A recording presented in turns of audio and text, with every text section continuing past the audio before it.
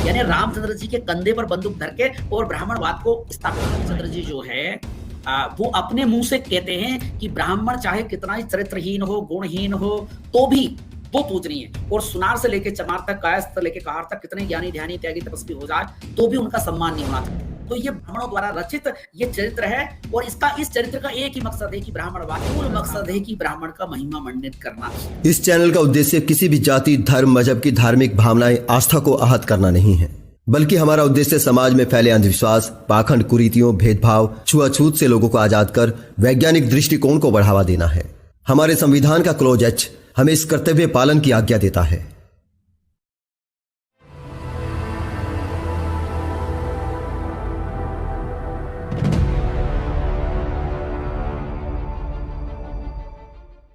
चलिए आप देखिए रामचंद्र जी के जीवन की बहुत सारी विशेषताएं। जब उनको बोलते कि वो ऐसे आदर्श राजा थे, तो आदर्श राजा थे तो किन के लिए आदर्श थे?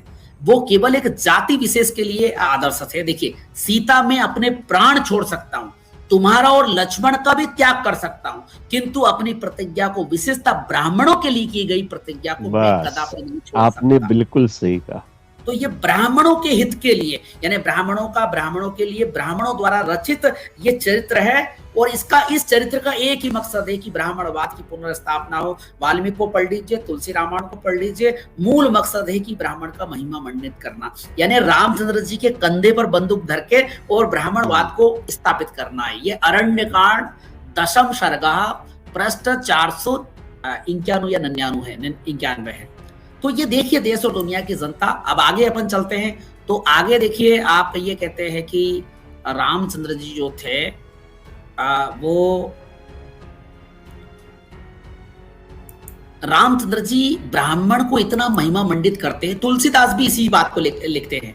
तुलसीदास जी लिखते हैं रामचरितमानस में, अगर आप मजला से इस गीता प्रेस गोरखपुर को देखेंगे तो गीता प्रेस गोरखपुर में स्पष्ट उन्होंने कहा है कि रामचंद्र जी जो है वो अपने मुंह से कहते हैं कि ब्राह्मण चाहे कितना ही चरित्रहीन हो, गुणहीन हो, तो भी वो पूजनीय है। और सुनार से लेके चमार तक, कायस्थ से लेके कहार तक कितने ज्ञानी ध्यानी त्यागी तपस्वी हो जाए तो भी उनका सम्मान नहीं होना चाहिए। देखिए, सुनु गंधर्व कहूं मैं तो ही, मोहि न सुहाय ब्रह्म कुल द्रोही, मन क्रम वचन कपट दय जो कर भूसुर सेव, मोहि समेत ब्रंच शिव सबता केशव देव, सापत ताड़त परुष कहंता, विप्र पूज अचकावाय शांता, पूजय विप्रशील गुणहीना, सुतृण गुण गण ज्ञान प्रवीणा, कई निज धर्म ताहि समुझावा, निज पद प्रीति देखी मन भावा। श्री राम ने कहा, हे गंधर्व सुनो, मैं तुम्हें कहता हूं, ब्राह्मण कुल से द्रोह करने वाला मुझे नहीं सुहाता है। मन वचन और कर्म से कपट छोड़कर जो भूदेव ब्राह्मणों की सेवा करता है, मुझ समेत ब्रह्मा शिव आदि सब देवता उसके बस में हो जाते हैं। साप देता हुआ, सापत यानी साप देता हुआ, ताड़त यानी मारता हुआ। अभी जो सुंदरकांड में एक चौपाई आती है, ढोल गंवार शूद्र प्रश्नारी सकल ताड़ना के अधिकारी, तो ताड़ना का अलग अलग अर्थ करते हैं, लेकिन गोस्वामी तुलसीदास जी महाराज ने ये अरण्यकांड में भी ताड़न शब्द का यूज किया और इसका अर्थ मारता हुआ है। साप देता हुआ, मारता हुआ और कठोर वचन कहता हुआ भी ब्राह्मण पूजनीय है, ऐसा संत कहते हैं। शील और गुण से हीन भी शूद्र पूजनीय है और गुण गणों से युक्त और ज्ञान में निपुण भी शूद्र पूजनीय नहीं है। श्री राम जी ने अपना धर्म भागवत धर्म कहकर उसे समझाया। ये भागवत धर्म है, ये हमारा सनातन धर्म है, ये हमारा वैदिक धर्म है, ये हमारा ब्राह्मण धर्म है, जिसका राम प्रतिनिधित्व करते हुए और गंधर्व से कह रहे हैं। यानी जितने भी शूद्र लोग हैं, दलित, आदिवासी, पिछड़े। अच्छा देखिए, मैं तो क्या है कि राम भक्त रहा हूं बचपन से और शंकराचार्य का समर्थक था कि भाई ये जैन और बौद्धों को भारत से मिटाने में और उनको शास्त्रार्थ में हराने में हमारा, इनका, शंकराचार्य जी का बड़ा योगदान रहा। लेकिन बाद में पता चला कि भाई ये मानवता की बात कहां कर रहे हैं, ये केवल एक जाति विशेष की बात कर रहे हैं, वर्ग विशेष की बात कर रहे हैं।